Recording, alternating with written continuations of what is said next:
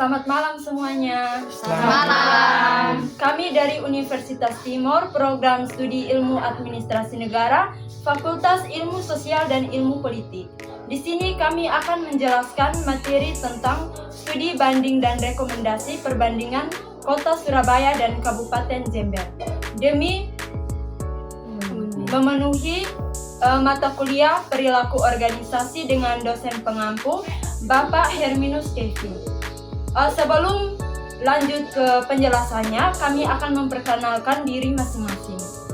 Perkenalkan, nama saya Luciana Aik, NPM 22220083. Saya Skolastika Stefani Tafrin, NPM 22220056. Saya Minceria Seran, NPM 22220048. Saya Agustina Dabrus Mendes, NPM 22220140. Saya Maria Agnes Seran, NPM 22220078. Saya Maria Ermadium Dakato, NPM 22220080. Saya Suryenti Misa, NPM 22220079. Saya Baselisa Token, NPM 22220051. Saya Francisca Meliana Hart, NPM 22220085. Saya Francisca Tine Obe, NPM 2222000127. Saya Junior Los Gredina, NPM 22220084. Sekian perkenalan dari kami. Selanjutnya kami akan masuk ke penjelasan materi. Studi banding dan rekomendasi perbandingan Kota Surabaya dan Kabupaten Jember. Kabupaten Jember dipilih sebagai pembanding karena memiliki karakteristik yang relevan antara lain: 1. Sama-sama berada di Provinsi Jawa Timur. 2. Memiliki potensi ekonomi yang besar. 3. Menghadapi tantangan urban-rural yang kompleks. 4. Memiliki jumlah penduduk yang signifikan. Berikut analisis perbandingan detail antara Kota Surabaya dan Kabupaten Jember. 1. Kepemimpinan dan manajemen. Surabaya. Yang pertama, kepemimpinan transformasional yang konsisten. Yang kedua, pengambilan keputusan berbasis data. Yang ketiga, sistem monitoring kinerja real time. Yang keempat, evaluasi program berkelanjutan. Jember. Yang pertama, pergantian kepemimpinan yang relatif sering. Yang kedua, pengambilan keputusan cenderung reaktif. Yang ketiga, sistem monitoring masih konvensional. Yang keempat, evaluasi program belum sistematis.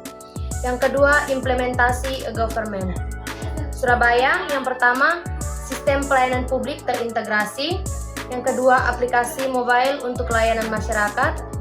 Yang ketiga, database terpadu antara dinas. Yang keempat, transparansi anggaran secara online. Jember, yang pertama, digitalisasi masih parsial. Yang kedua, layanan publik masih didominasi sistem manual. Yang ketiga, integrasi data antar dinas masih terbatas. Yang keempat, transparansi informasi belum optimal. Yang ketiga, pemberdayaan masyarakat. Surabaya. Yang pertama, program kampung tematik yang sukses. Yang kedua, pemberdayaan UMKM sistematis. Yang ketiga, kolaborasi aktif dengan universitas. Yang keempat, forum warga aktif di setiap kelurahan. Jember, yang pertama, program pemberdayaan belum merata. Yang kedua, UMKM kurang mendapat dukungan sistematis. Yang ketiga, kolaborasi dengan perguruan tinggi terbatas. Yang keempat, partisipasi masyarakat belum optimal. Yang keempat, inovasi pelayanan publik. Surabaya, yang pertama, on-stop service center. Yang kedua, sistem pengaduan 24 jam. Yang ketiga, program Smart City terintegrasi. Yang keempat, inovasi transportasi publik.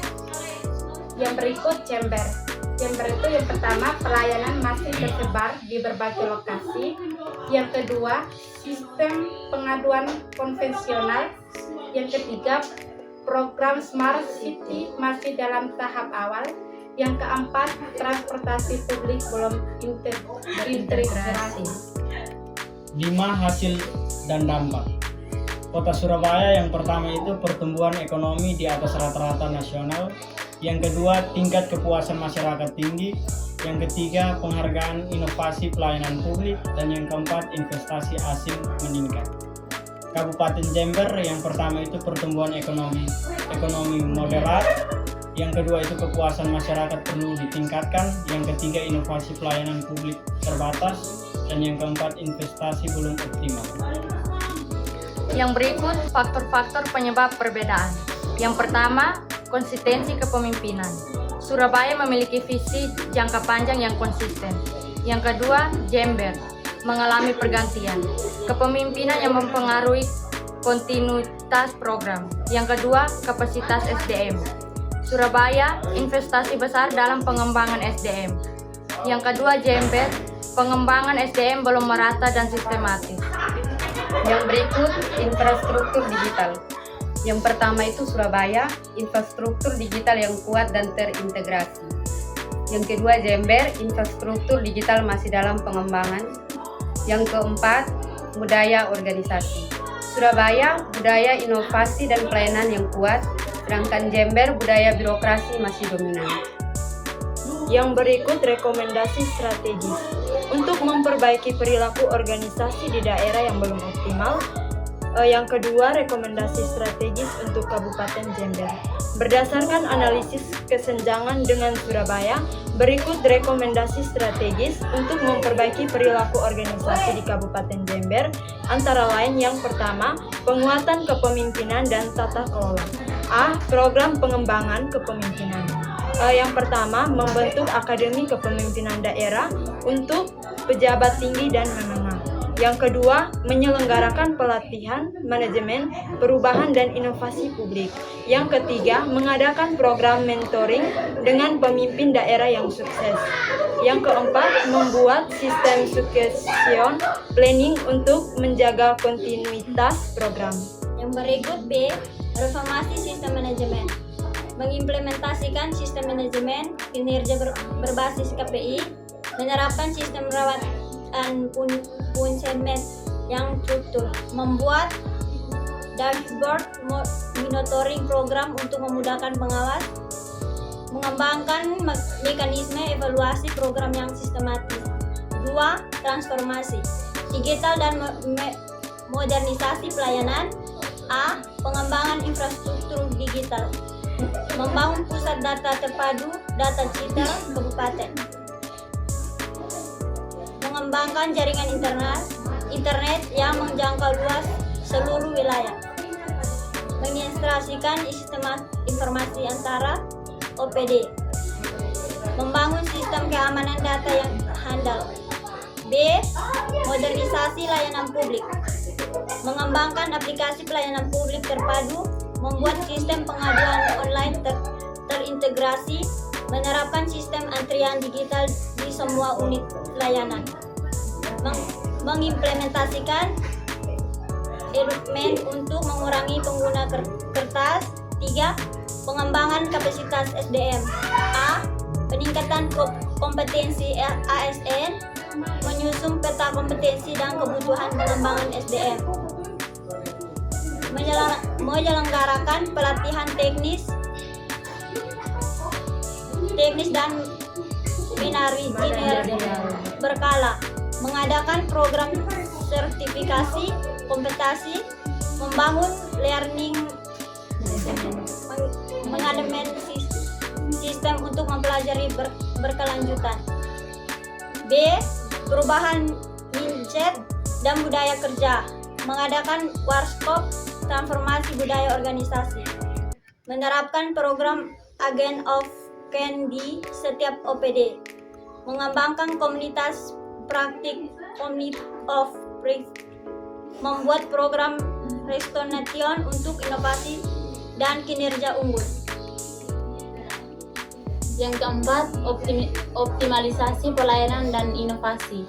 A. Pengembangan inovasi pelayanan. Yang pertama, membentuk tim inovasi di setiap OPD. Kedua, mengadakan kompetisi inovasi pelayanan publik. Yang ketiga, mengalokasikan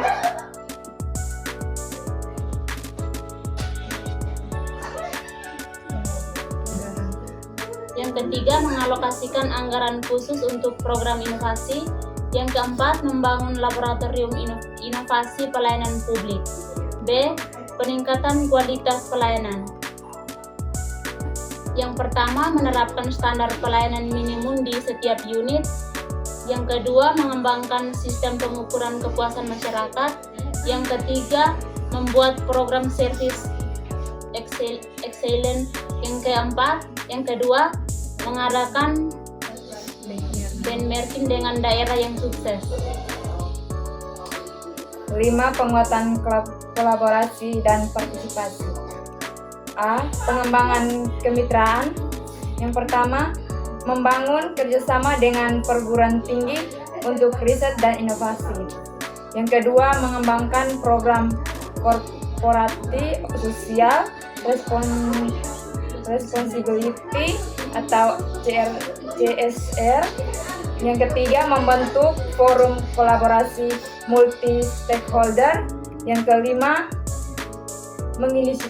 menginisiasi program sister city untuk pembelajaran. B. Pemberdayaan masyarakat. Yang pertama, membentuk forum warga di tingkat kelurahan atau desa. Yang kedua, mengembangkan program pemberdayaan UMKM.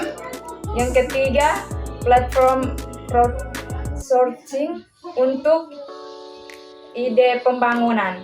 Yang keempat, mengimplementasikan participatory budgeting.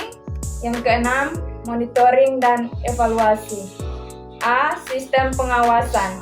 Yang pertama, mengembangkan sistem monitoring real time berbasis teknologi. Yang kedua, membentuk tim evaluasi independen. Yang ketiga, menerapkan audit kinerja berkala. Yang keempat, membuat mekanisme whistleblowing system. B. Perbaikan berkelanjutan. Yang pertama, mengadakan review kinerja triwulan. Yang kedua, menyusun laporan capaian dan kendala secara berkala. Yang ketiga, mengembangkan sistem manajemen risiko. Yang keempat, membuat program continuous improvement.